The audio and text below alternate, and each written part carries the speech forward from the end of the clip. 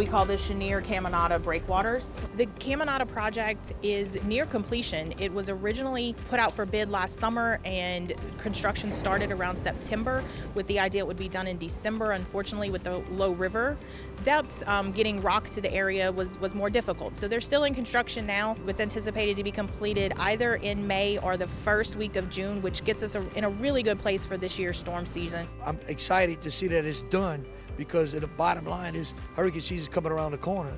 So that's a plus for us. That'll stop, from wave energies coming in because the Caminada Pass is wide open. So I want to thank the governor and Cynthia and the council, and then working with my council and my levee board. It's amazing what you can do.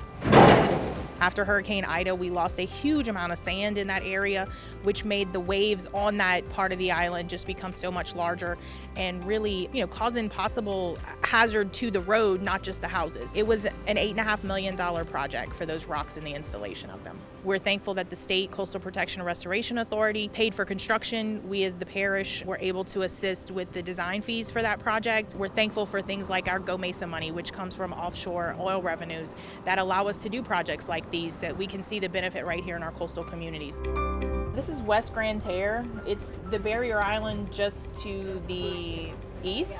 It's the home of the previous Fort Livingston. It's different than Grand Isle. Grand Isle's an inhabited barrier island, so you got people and cars and roads, where this one is just inhabited by birds and turtles and things. So it's exciting to see that being restored.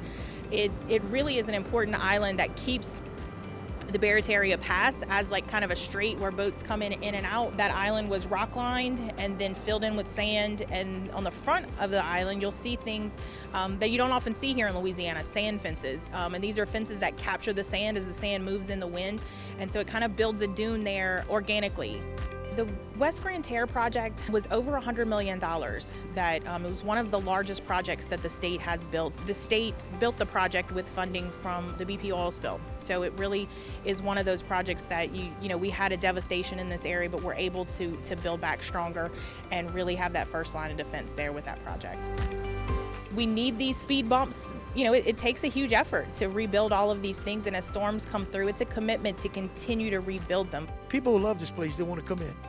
And I can tell you one thing, as long as there's one grain of sand to plant the American flag, I promise you Grand Isle ain't going nowhere else.